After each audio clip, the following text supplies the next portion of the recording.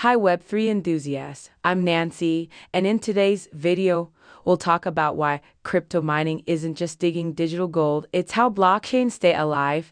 Get ready to dive in.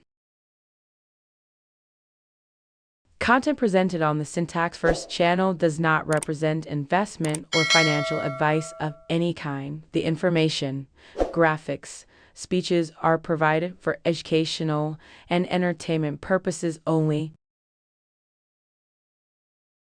Mining is the process of verifying and adding transactions to a blockchain. It's used in networks like Bitcoin that run on something called proof of work. Here's how it works.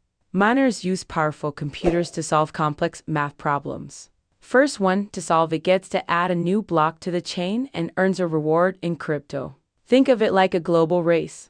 Thousands of machines competing to solve a puzzle. The winner gets paid. Everyone else? Wasted energy. This process secures the network. It makes it nearly impossible to fake a transaction or rewrite history. Because to do that, you'd need to outpace all the miners around the world. But mining has its downsides.